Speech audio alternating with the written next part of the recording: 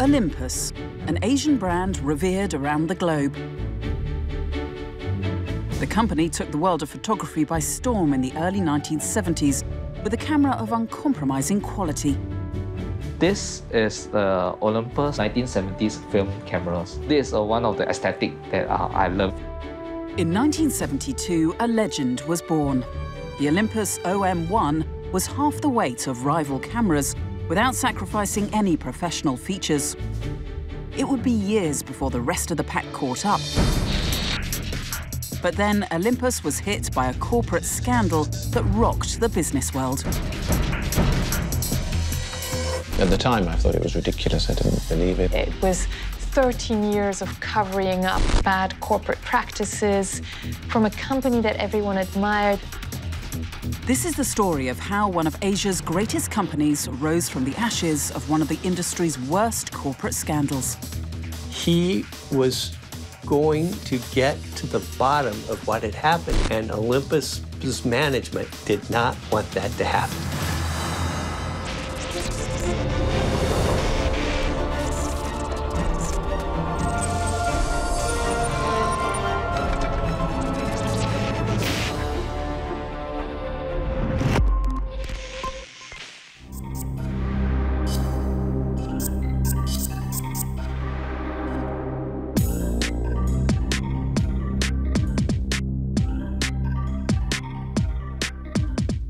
Based in Shinjuku, Tokyo, Olympus has made a name for itself as a global player in the world of photography. It also diversified into high-tech medical equipment, establishing itself as one of the leading manufacturers of endoscopy equipment. Anne Valerie Olsen, Professor of Business Strategy, uses Olympus as a case study for her students. Olympus was always known for high-quality products. It actually started in 1919 in Tokyo making microscopes, and so naturally moved on to medical technology devices. And then with time, it started making lenses because it was making lenses for the microscopes anyway. And from there, it went into the camera business and into digital photography. In 1936, they introduced their first camera, the Semi-Olympus 1. People think of Olympus as a camera company, but it's really one of the, it's probably the best medical equipment franchise in the world. I mean, it really is. It's like the Google of the endoscope business. With Japan's economic boom in the 1970s, Olympus strengthened its production base and expanded it internationally with 3 core products: microscopes, cameras, and medical devices. Well, you can't take a bad picture, Cheryl. Neither can you with Olympus OM10. So Olympus had a very good reputation. In terms of culture, it was very Japanese. But Kikukawa, their CEO, actually applied a Western management style to the company and was lauded for that. He was a very charismatic person, very well liked, and so the company invested heavily in innovation, a lot more than a lot of the other Japanese companies at the time.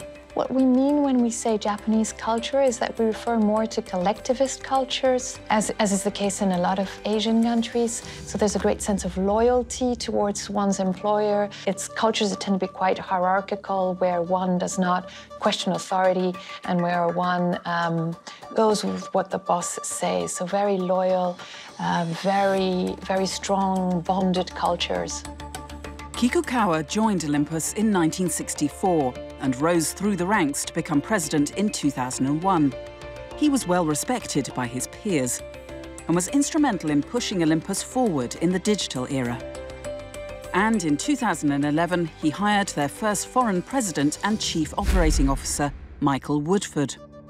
Woodford had already made a name for himself by growing Olympus's international medical business significantly. Kikukawa was confident that he could do likewise at their Tokyo headquarters. I turned up in the Monolith building, at the headquarters of Olympus in Shinjuku, and I was taken in to see Kikukawa. He was a very charming man. He talked to me about my family, and he knew them all by name. And then he said he'd been running the company for 10 years. He didn't think he'd changed it enough and felt, I could do what was necessary, and would I take the job? And we didn't discuss terms or anything. I just said yes. In his 30 years at Olympus, Woodford's impact quickly earned him a position heading the company's European business. There, he successfully overhauled the European operations and made it profitable. Kikukawa was impressed with his accomplishments and trusted him. Kikukawa and the rest of the board were very happy to appoint him, said that Woodford had exceeded all expectations and that he would make a great CEO. And this is CEO of the medical technology devices, so medical devices not of all of Olympus. It was global head. Hiring a foreigner as president and COO is unusual in the Japanese corporate environment. In most businesses, the practice is to hire employees fresh out of university who then work their way up the ladder. And of course, it takes a long time to become a board member of a company. If we look back 30, 40 years ago, basically no foreigners were hired by Japanese companies, right? But from the start, there were signs that the new appointment might not be all that it seemed. Woodford soon realized that he did not have the power to make fundamental decisions, as Kikukawa created the position of CEO for himself. When I was offered the job and became president, that's what I thought I was becoming. But Kikukawa-san had other ideas. The president formerly would have been the CEO, but he made himself chairman and CEO, which I came to realize meant that he controlled the board. I quickly saw that he controlled all the levers, and the board were literally puppets, and he was the puppet master. There was no ifs or buts. It's whatever Kikukawa said was the course to be followed. In 2011, less than 4 months after being appointed president, Woodford stumbled on a long-buried secret about Olympus, made public in a local magazine. I was in Hamburg chairing the European board meeting, and in a break I received an email from a friend of mine. He said, "Michael, you need to know this magazine, Factor, has made these extraordinary revelations about Olympus." It had this article suggesting that some of the acquisitions that Olympus made there was something wrong with them. They'd paid too much money to people whose identities could not be really ascertained. So what was the purpose of these deals, was what it was asking. Woodford contacted his close friend Waku Miller, his translator for corporate relations with the Japanese media, and showed him the shocking allegations. To be perfectly honest with you, and this is something that I will be ashamed of to the grave. The tone of the magazine is very forceful, it's very sensational, and the tone put me off. I mean, the tone of the article made me not want to believe it. I should have put up a bigger red flag for me than it did. Micah was very concerned about the amount of debt that they had incurred, and I should have paid more attention to that. Woodford was eager to get to the bottom of the controversial charges, and the only way was to speak directly to his boss, Kikukawa. And I phoned my secretary, Michiko, and said, "Michiko, can I see Kikukawa, please? It's very important." And then Michiko phones back and says, "Michael, flat as a pancake. Kikukawa-san is very, very busy today, his secretary tells me. But as you're so insistent," and adds emphasis to the word insistent, "he will see you today at lunchtime." This was the first time that Woodford realized the limits on his authority inside Olympus. When he started asking questions and he was getting stonewalled, it was a real shock for him to realize that he was shackled in this way. Woodford was able to get Kikukawa and Vice President Hisashi Mori to meet him in person. I can remember that lunch meeting, the first time I was to challenge and confront Kikukawa vividly, like it was yesterday. And I walked in, and there was a large boardroom table, and right in the center was Kikukawa-san, the chairman, and Mori-san, who in effect managed all the financial transactions of the company. Kikukawa and Mori sat dead center of a long table. Where I was to sit was a tuna sandwich. And if you're not Japanese, you may not understand the significance. I mean, everyone knew I loved sushi. But this tuna sandwich, it was still wrapped up. In Japan, you would never leave the cling film on it. There was no salad or crisps around it. It was just a, you know, you just would never do that in Japan. And I understood, and I was thrown that, you know, it disorientated me that the message for me, and many of the messages in Japan, is non-verbal communication. Kikukawa was the luxury sushi platter at Olympus, and I was the manky tuna sandwich, and I shouldn't forget it. For Woodford, the message was clear. Without uttering a single word, Kikukawa had made it clear that, as a foreigner, Woodford had no business interfering in Olympus's most sensitive affairs. And smiling away, and he said, Michael, you're too busy to worry about these domestic issues. As the president of Olympus, Woodford knew it was his responsibility to sign off the accounts and answer to the company auditors. So I said, you know, I know that you are very busy today. Can I suggest that I talk with Mori-san alone? He didn't like it. And he sort of huffed and gruffed and left the room, and I was then alone with Mori. As vice president at Olympus, Mori reported directly to Woodford, who expected transparency and honesty from his staff. Woodford was disappointed that Mori had withheld the Factor article from him and pressed him further on the allegations of 3 terrible acquisitions, including a face cream and microwave company, as well as paying $687 million in advisory fees to an unknown company in the Cayman Islands. And he just ignored my questions, and it was one of the most disorientating things I've ever had in my life. I started, you know, to get tense with him.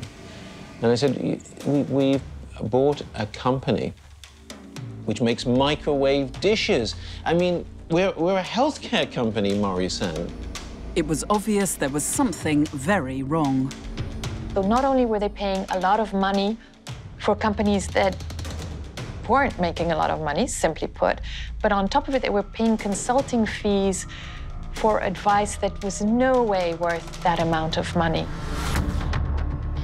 And I got angry, and I got up, and I walked around the table and came very close to him.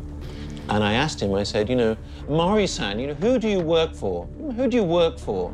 You know, as long as I live, I'll never forget Mori's response to that question. And he pointed. And he said to me, I work for Kikukawa-san! I'm loyal to Kikukawa-san!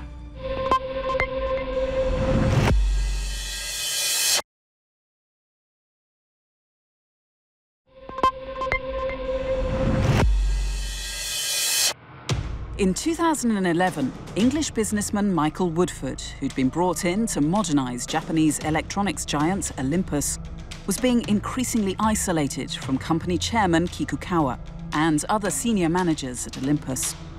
He'd found evidence of serious corporate wrongdoing. Now he had to make a tough decision. Do you continue demanding answers, or do you quietly fall into line? Woodford's mother instilled in him a strong sense of right and wrong when he was still a little boy. I remember I went to buy some chocolate, and I took some money from her purse, and I thought she wouldn't notice. And when I came back, she was waiting for me, and she had quite a temper. And I thought I was gonna, you know, I was really gonna be in for it. But all she said to me was, you know, you've stolen money from one of your family, you know, what does that say about you, you know, if I can't trust my own son? And, you know, that was seared on my consciousness about, you know, stealing. And even if you could get away from it, what does it say about you? Praveen Nair is a business psychologist with almost 2 decades of experience. What tends to drive a whistleblower to speak out would be where they fall within this continuum of justice and loyalty.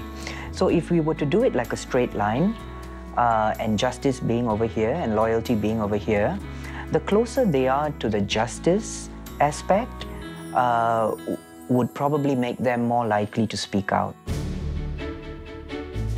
Woodford's connection to Olympus began with him working for one of their contractors, KeyMed, in 1981, where he ran a tight ship. This was when he first met Waku Miller. My firm was producing a Japanese language magazine for the British Embassy. One of our stops was the company KeyMed in Southend. And Michael was the president of KeyMed at the time we visited. My first experience with Michael was having them check the reverse English translation of the draft that we'd written about the company. And it was a tremendously trying experience. He was just absolutely obsessive about perfection. Woodford went on to head Olympus's entire European business. Michael Woodford was very successful in Europe, and he managed to restructure the European organization in a very solid way. He was also very well known for his compliance issues and regulations. He strikes me as a real goal-getter. Very intelligent, very smart, business smart, but also very well versed to lead a team towards success as a company, towards a financial solid company. And I think that Kikukawa at that moment was very appreciative of that and brought him into Tokyo. As head of Olympus Europe, Woodford made the region the biggest contributor to the company's profits. It was then that President Kikukawa offered him the presidency. Michael Woodford spent almost his entire career at Olympus. So he's always had this reputation of being somebody that was very honest, very ethical, and would go out of his way to call on people if they weren't being honest and ethical. He started off initially at Cadbury Schweppes. Before that, he was an intern in a small aerospace company, and there he already had the reputation of a whistleblower. So at the time, he had denounced, I guess is the word, a secretary that had used office stamps to send her holiday post. And he had been asked to leave because of that, and then it had proven to be true. As Woodford probed deeper and demanded answers of the dubious acquisitions, his relationship with Kikukawa and Mori worsened. After the showdown over the sushi platter, the relationship between myself, Kikukawa, and Mori deteriorated, but we went through the motion. The allegations against Olympus had been published by Factor less than a month ago, and Woodford needed to find a way out of the Tokyo office that could allow him to probe further. You know, I could feel the contempt oozing from them. I've never felt such loathing in my life. I went to Kikukawa and said to him, you know, I think I should visit our factories which lie outside of Japan, and in the Czech Republic, in Germany, in Britain, in America. And he snapped at it. You know, he wanted me out of the Tokyo office as much as I wanted to be out of there. And that was the longest business trip I ever went on. And it ended in September in New York.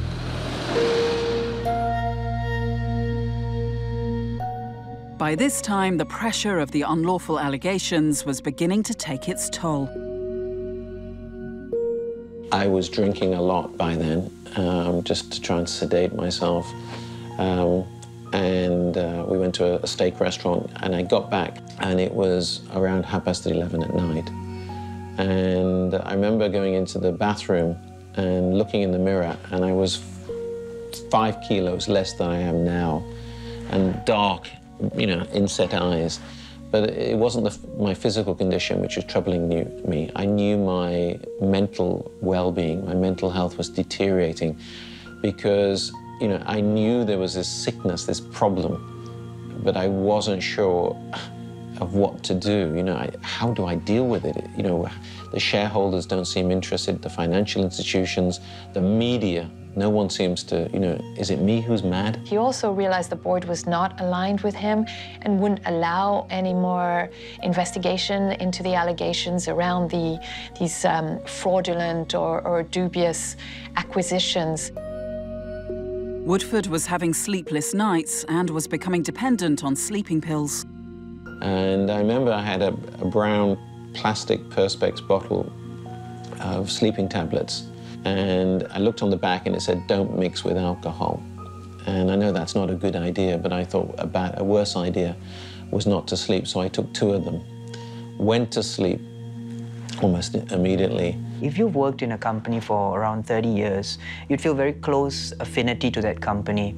And to have that company suddenly do something that you're not familiar with or against your personal beliefs, that's almost akin to having a family member go against you.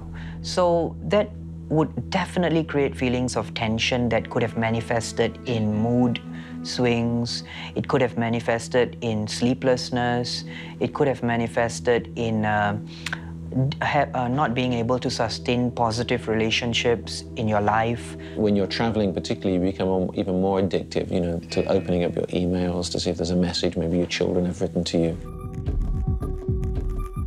But awaiting Woodford in his inbox was worse news. The same business magazine had published a follow-up article containing more allegations against Olympus, alleging possible links to organised crime. But what shocked me, it said that these transactions were linked to anti-social forces, a euphemism for the mafia, the Yakuza.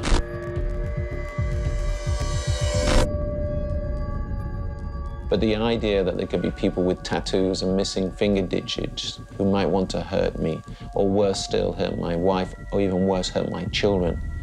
You know, I was a businessman. You know, I sent out mission statements, answered emails, and visited factories. I had no knowledge of how to cope with organized crime. Whistleblowing is not something that is going to be easy for anyone. And normally, whether or not someone whistleblows will depend a lot on their personal characteristics.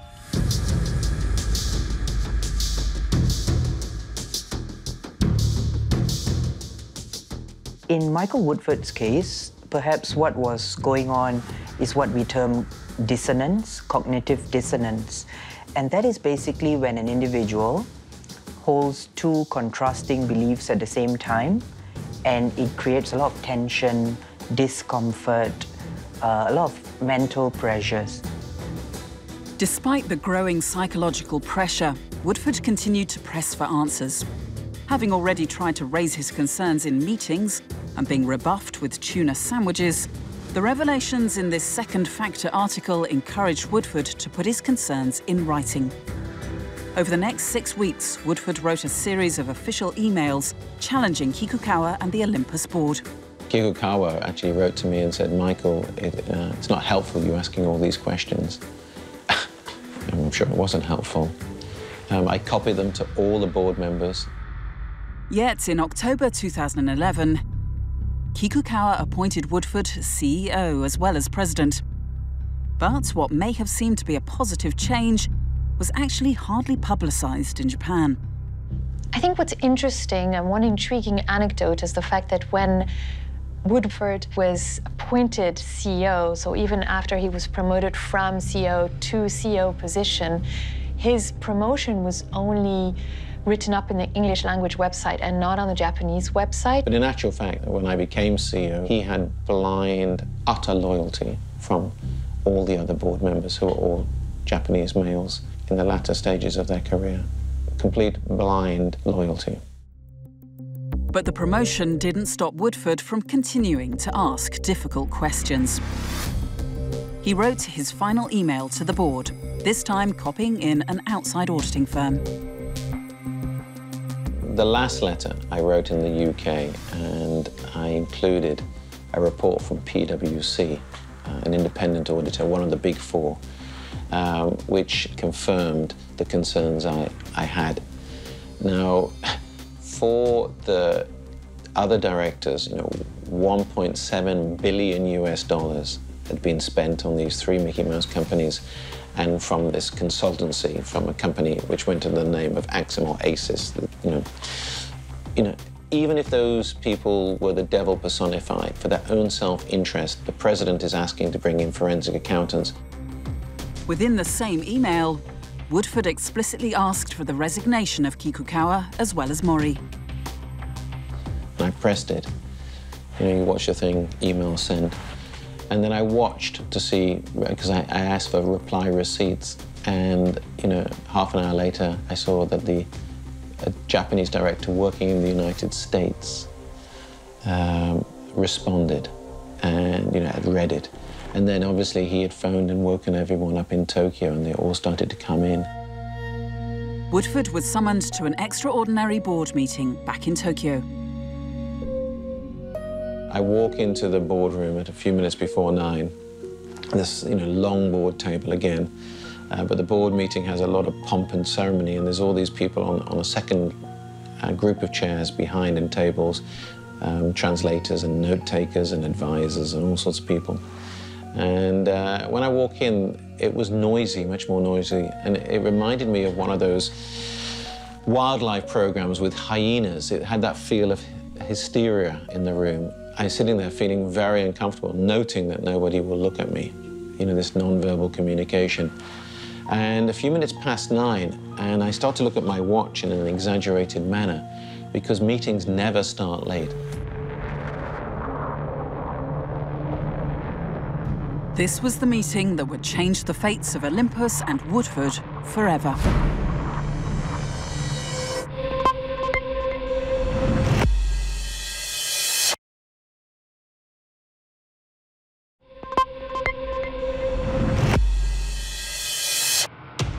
English businessman Michael Woodford had taken an extraordinary business decision, demanding the resignation of the top man at Olympus, the same man who had given him his job.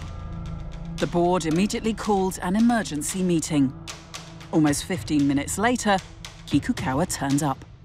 And Kikukawa didn't come to his seat at the top of the table. He went to the podium in the far corner of the room. So he got this tatty piece of paper out of his pocket and said, "Today's meeting's to discuss serious concerns about Olympus." And he said, that has been cancelled, that agenda. And the new agenda is the dismissal of Michael Woodford as president, representative director, and CEO. And on the last syllable, all the people around the table put their hands up, supporting the motion that I'm dismissed. I wanted to speak at the board meeting. I had a document I had prepared the night before of questions I wanted to ask, but I was told that I wasn't allowed to speak. Less than 8 months after being named president of the Japanese electronics brand, and barely a fortnight after becoming CEO, Michael Woodford was left with no choice but to pack his belongings and leave the building. But just as he was leaving, another senior Olympus executive entered his office. And he's a big guy, as big as me, and he came up to me and he called me by my first name, Michael. Now, I don't mind what people call me, but he didn't normally. It was Woodford-san, or president in Japanese. But again, it was a way of asserting. And he said to me, "Give me your computers." And I said, I can't, because they've already gone back to the UK securely. He got very angry and then demanded my mobile phones. And I had a Samsung, which I gave him. And I smiled at him and said, "I've wiped it." And then I had my Apple iPhone, and I said, again, I got angry and said, my wife is going to be worried, Who are you? Are you a policeman? Are you going to take it off me? I'm not going to give it you.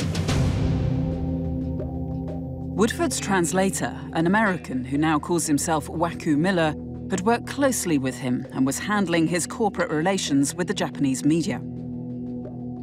He was one of the first to find out about the sacking. They fire Michael because even though he's been in the organization for 30 years, they've discovered to their great surprise that this person is in fact unilateral and arbitrary in his management style, and that he's simply not suited to a Japanese organization. He was going to get to the bottom of what had happened at this company, and Olympus's management did not want that to happen. Woodford left the Olympus office and headed back to his apartment in Tokyo. At the reception area, he noticed several heavily muscled men. Who were these people? And that just fed my fear. And I'm very particular about the way I pack because I travel a lot. But I just threw everything into this case and was out of the 8 or 9 minutes, and they were still there in the library downstairs. You know, I was sweating profusely. I was starting to tremble. I phoned Jonathan Sobel from there, who was the Financial Times correspondent in Japan.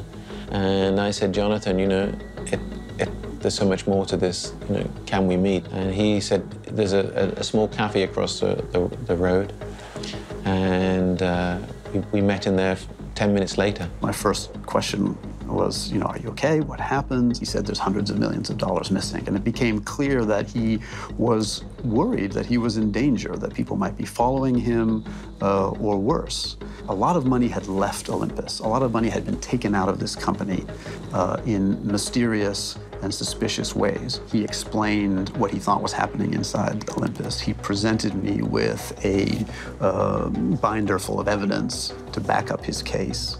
And then he went to the airport. He took a suitcase and said, you know, I want to get on the first plane that I can. I don't feel safe. And I spent the next few hours going through his evidence. Of course, I contacted Olympus to get a comment from them.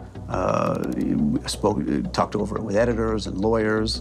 And the thing he said to me before he left was, you know, can I trust you to carry this story through?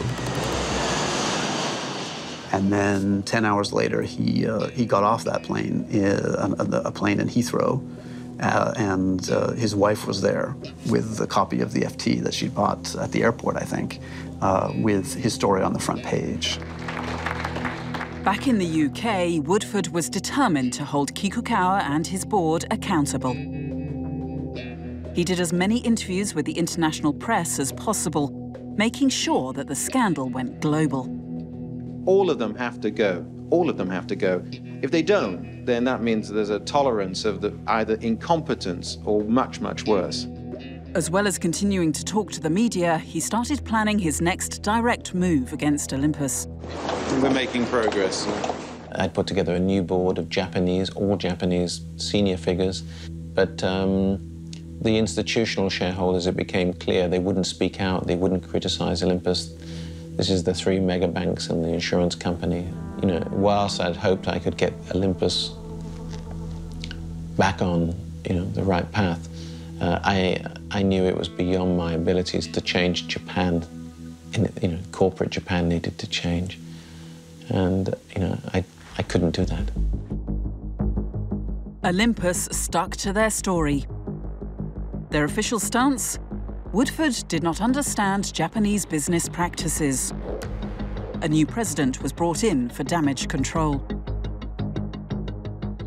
ということになりますと、これは医療のこの条件の中ではですね、適切だったというふうに私は考えています。ウドホド氏は本来取締役でありながら会社内の機密情報を全部開示してしまったわけですよね。で、このことについて我々としてはですね、大変な憤りを感じているわけであります。I think that they were just desperately hoping they could get away with it, that they could contain it, that they could discredit him. The whole way along, they underestimated how much was going to come out, no matter what they said. They would admit only the bare minimum. That people are basically with one company for all their career, and I think this sort of dominates a lot of the things that we see in the Japanese company. Because often what is called loyalty might also be dependence. Someone for his career, for his well-being. And I've heard the Japanese media described by many as sycophantic, that they bow down to the big Japanese corporations and don't want to rock the boat and ask the difficult questions. And definitely from the outside, looking at how they behaved, as a former journalist myself, that's exactly what they were doing in this case. While the Japanese media shied away from the story, the international media latched onto it. The sheer scale of the fraud meant that the fallout was going to get bigger.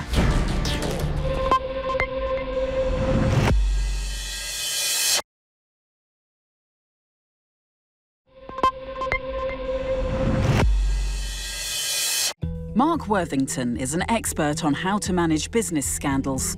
After a decade as correspondent for BBC News, he currently oversees crisis communication strategies for several multinational corporations.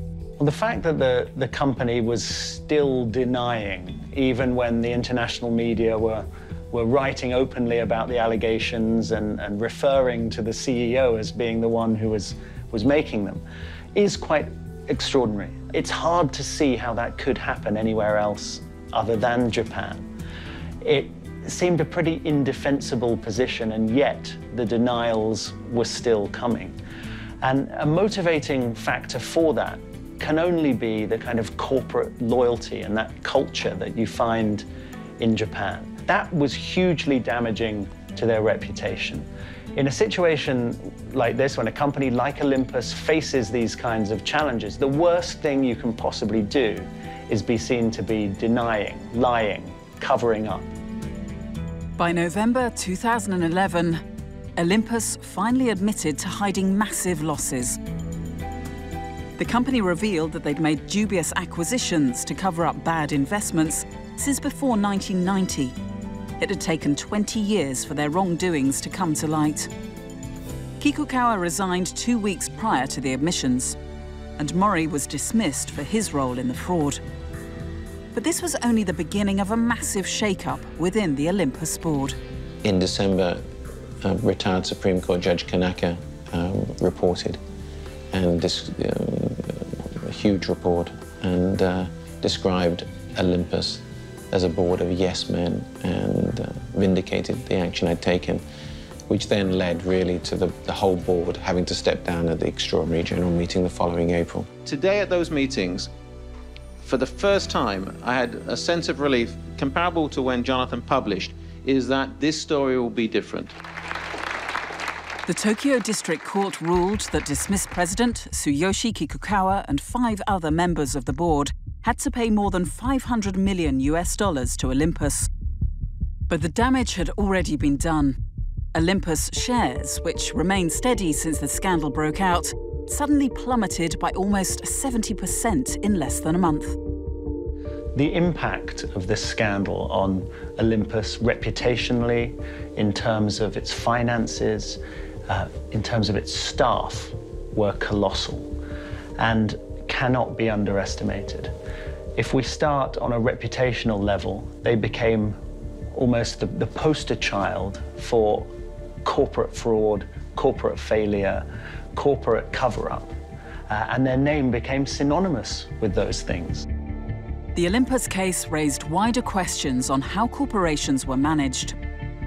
Japanese financial regulators had long tolerated a common business practice of hiding losses, known in Japan as tobashi.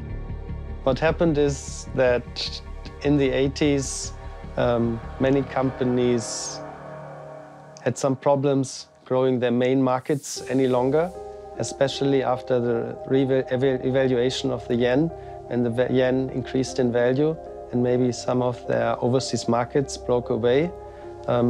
Japanese companies looked for other ways to increase their revenues. Many of these companies made disastrous investments that ended up in massive losses. And when the Japanese bubble finally burst, most of the corporations didn't know how to cover their tracks. The tobashi was a way to hide those losses in some affiliated companies, maybe with some other companies, so that the losses would not appear in the books of the main and in the statements balance statements of the main company any longer. But eventually they had to pay up for that. And I think this is then when companies got into problems, finding ways to make up for those losses. The Tobashi scheme was banned in early 2000s, but there are still Japanese corporations that continue with it behind closed doors.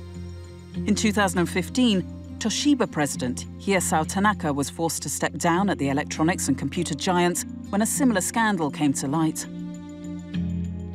Since the Olympus scandal, there's been a new corporate governance code put in place that recommends things like putting independent directors on the boards of every company, that kind of thing, which had not been common in Japan before that. This effort was underway before the Olympus scandal, but the Olympus scandal, I think, definitely gave it a kind of tailwind that helped convince some skeptics that it was worthwhile to try and repair the reputation for Japanese financial markets and companies. For a lot of people, there's no sense to leave the company immediately, because the fundamentals of the company and the structure that was in the various regions and in the various organizations was good. But change was still needed at the top. A new board took over the reins from Kikukawa and set out to restructure the company.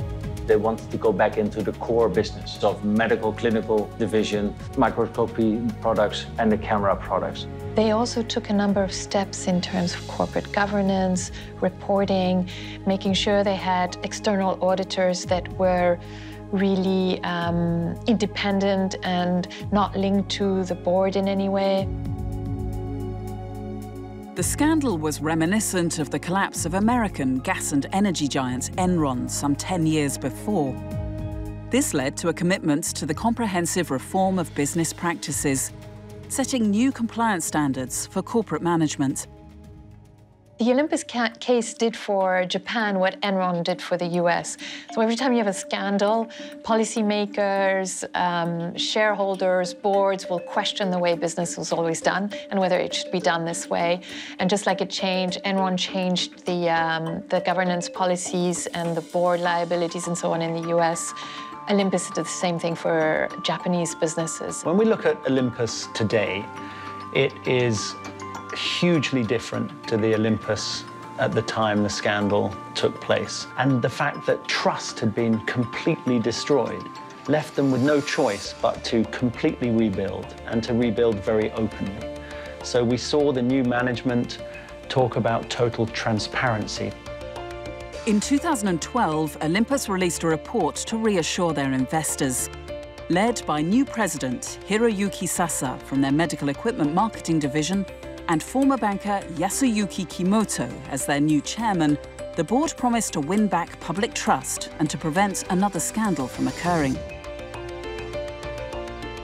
They comprehensively overhauled the way that the company was structured, the way that it communicated, the way that it was governed, making sure that checks and balances were in place, but also demonstrating openly to investors and the outside world what was happening. Because in a situation like the one Olympus faced, when you are that broken and your reputation is that low, you're not going to be able to communicate your way out of that situation. You have to demonstrate what you're doing. A new set of protocols was put in place to regain the public's trust. And it started with the most basic, regulations and signatories. The way Olympus was recovering and gained the trust back from the public and from their customers was to put regulations in place, regulations on signatories. People, for certain amounts, a certain level of signatures were required, and always in twofold.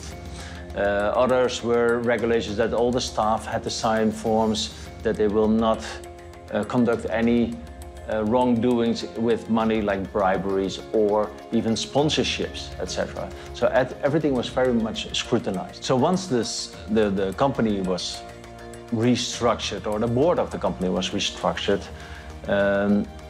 everything recovered quite easily, because the local structures of the organizations were very solid and very good. Despite the scandal, the public perception of Olympus as a manufacturer of high-tech cameras hasn't faded. And the tech team is still creating new products that keep the brand relevant. Lance Ong is a camera fan who swears by the Olympus equipment range. He's been using their cameras since 2002 and vouches for their quality, which has vastly improved despite the internal mismanagement. 2012, they are the first one who introduced the 5-axis image stabilization, which is the first in the world. And also that is the game changer for the whole mirrorless system, where all other brands start to jump into mirrorless system where to compete with Olympus.